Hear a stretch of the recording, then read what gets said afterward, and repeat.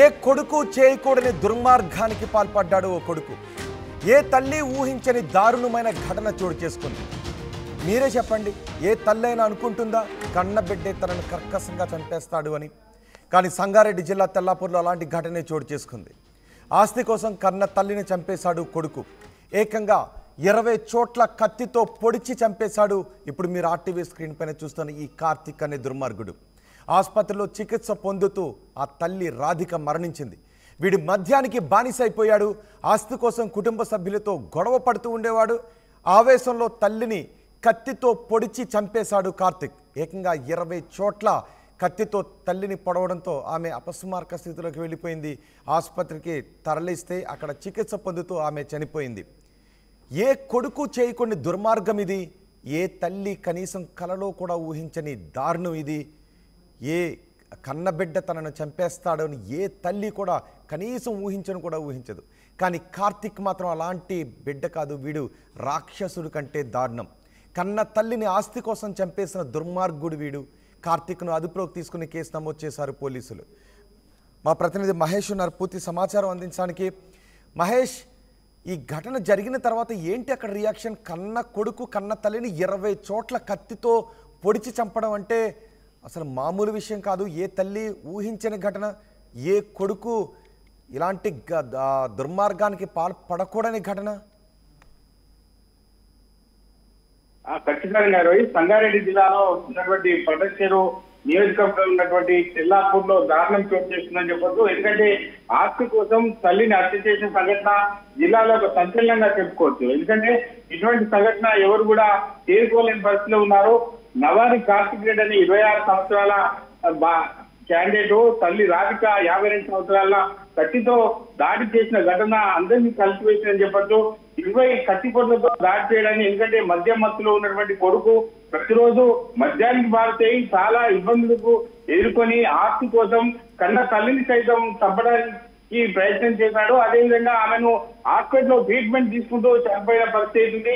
దానికి సంబంధించి కార్తిక్ రెడ్డి విపరీతంగా మద్యం మత్తులో గంజాయి మత్తులో ఉన్నటువంటి వ్యక్తి సొంత తల్లిని సైతం 20 కత్తిపొట్లతో పొడిచిన ఘటన అందరినీ కలిసివేసింది. ఇటువంటి సంఘటన ఎక్కడ కూడా చోటు చేసుకోకుండా ఉండాల్సి ఉంటుంది. కానీ నల్లగండలోని సిటిజన్ హాస్పిటల్లో చికిత్స పొందుతూ రాధిక మృతి చెందింది.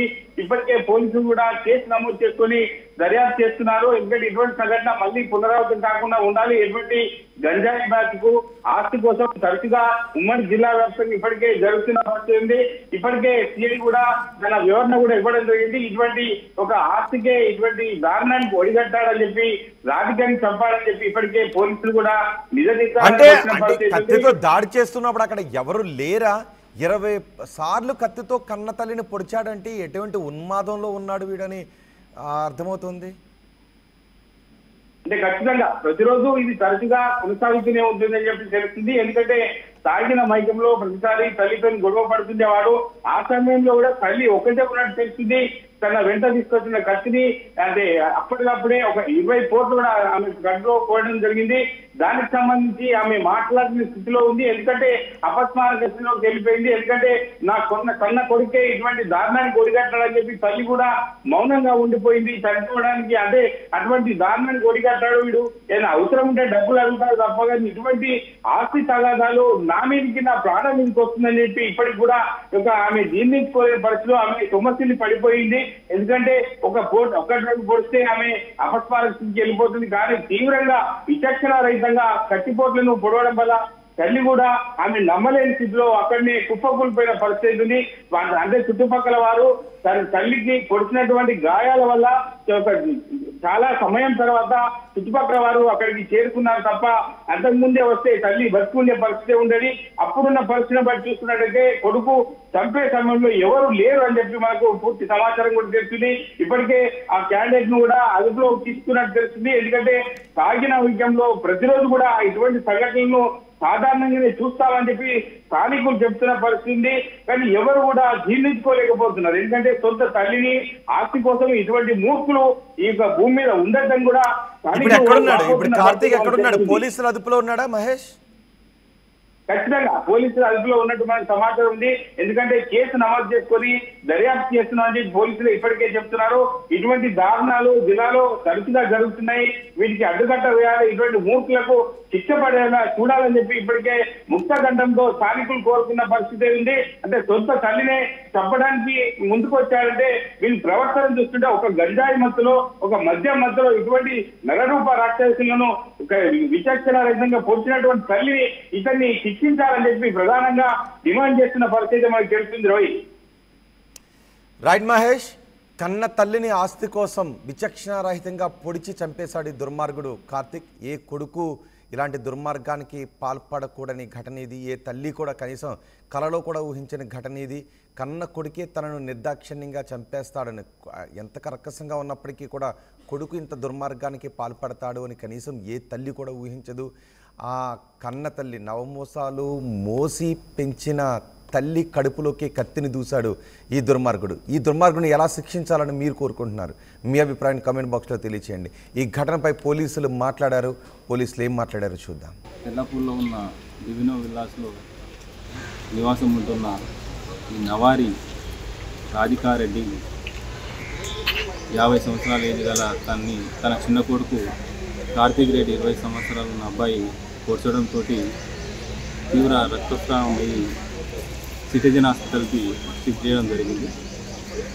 ఆమె అండర్గోయింగ్ ట్రీట్మెంట్లో ఉన్నది, అన్కాన్షియస్ స్టేజ్లో ఉన్నదని చెప్పి ఇన్ఫర్మేషన్ రావడం జరిగింది. మేము ఈ విషయంతో వాళ్ళ ఫాదర్ ఇచ్చిన కంప్లైంట్పై ఆ చిన్న కొడుకుపై అటెంప్ట్ మర్డర్ కేసు రిజిస్టర్ చేసి ఇన్వెస్టిగేషన్ మొదలుపెట్టాము. మేము ఇన్వెస్టిగేషన్లో భాగంగా తెలుసుకున్నది ఏమనగా, నవంబర్లో వాళ్ళ పెద్ద కొడుకు సందీప్ రెడ్డి మ్యారేజ్ కావడం జరిగింది. అప్పటి నుంచి తను ఆస్తి పంపకాలు జరపాలా, నాకు వచ్చిన ఆస్తి నాకు ఇచ్చేస్తే నేను బిజినెస్ చేసుకొని బతుకుతాను అంటని చెప్పి తల్లిదండ్రులతోటి వాళ్ళ అన్నయ్యతోటి గొడవ పడుతుండేవాడు. దీనికి తోడు తను బాగా తాగుడు కూడా బానిస అవ్వడం జరిగింది. ఈ తాగుడు బాగా బానిస అవ్వడంతో తన్ని కోయంబత్తూరులో కూడా డీఅడిక్షన్ సెంటర్కి జాయిన్ చేయడం జరిగింది. ఒక 1.5 month క్రితము ఆ డీఅడిక్షన్ సెంటర్ నుంచి వచ్చి వీళ్ళతోటి నివాసం ఉంటున్నాడు. అప్పటి నుంచి తరచు గొడవ పడేవాడు.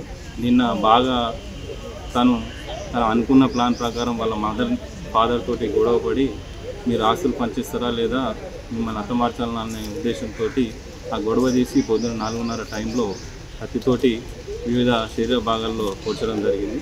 తీవ్ర రక్తస్రావంతో ఆమె అండర్గోయింగ్ ట్రీట్మెంట్ 10:30 సమయంలో సిటిజన్ హాస్పిటల్లో చనిపోవడం జరిగింది. మేము ఈ అటెంప్ట్ మర్డర్ కేసుకి కన్వర్ట్ చేసి ఇన్వెస్టిగేషన్ చేస్తున్నాం. ప్రపంచంలో ఏ మూల ఏ క్షణం ఏం జరుగుతుందో వేగంగా తెలుసుకోవడానికి తొలి వెలుగు వాట్సాప్ ఛానల్ని ఫాలో చేయండి.